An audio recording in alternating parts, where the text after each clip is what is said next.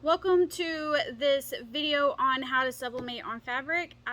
Disclaimer, I'm not a professional, but I have watched many YouTube videos and tried a couple of different temps, times, and fabric that I am using.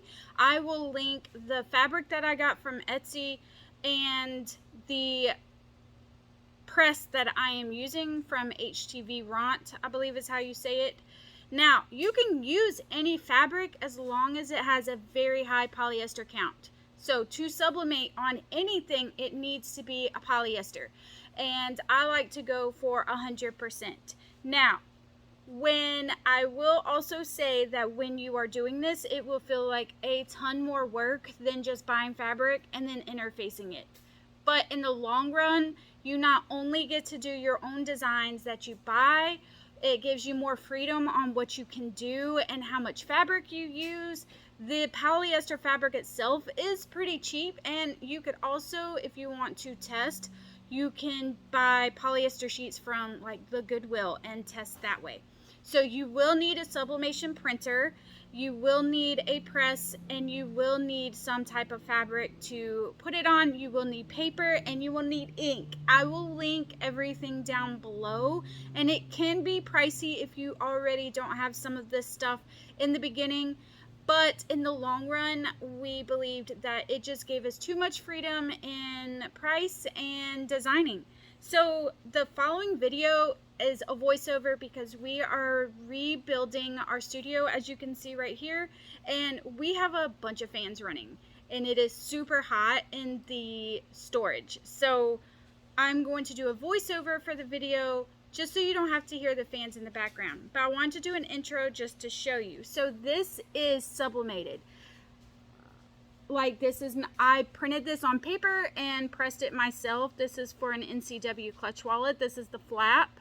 I mean, just the camera just doesn't do it justice on the colors. And this is the zipper pocket, and it is interfaced. I use woven fuse too, just to give it a little bit of weight because the polyester is very thin, so keep that in mind. But this is printed and pressed. So I hope you enjoy the video. If you have any questions, let me know down below.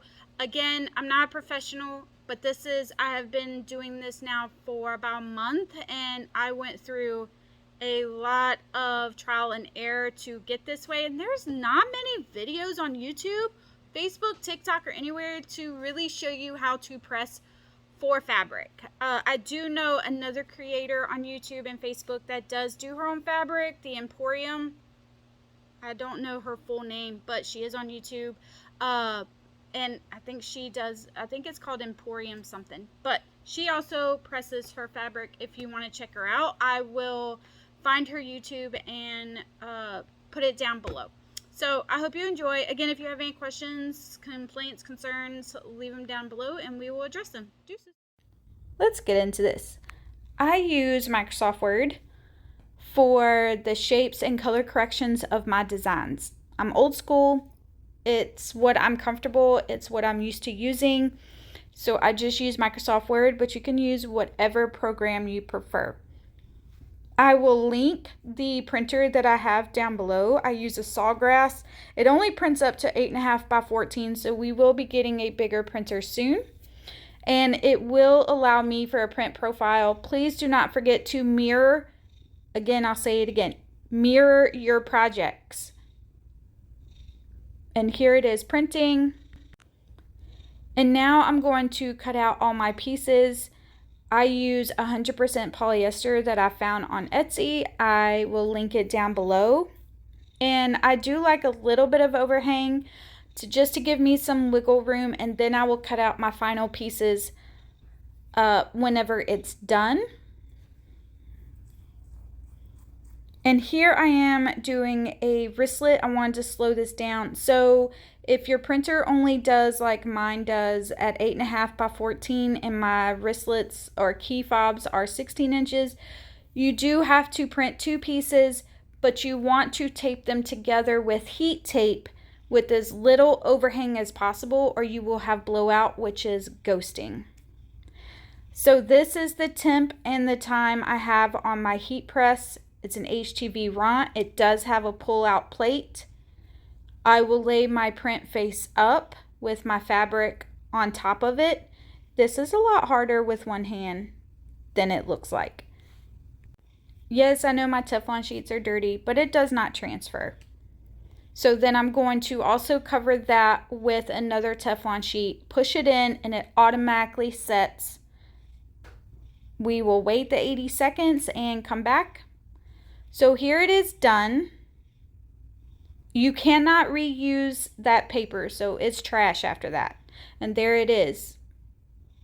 Again, don't forget to mirror so it will come out the right way.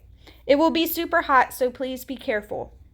Next, we're going to interface it at 305 at 15 degrees. You will use, at least I have found, a blank sublimation paper, or the ink will bleed a little bit from all the heat. And then I cover that with another Teflon sheet and press it.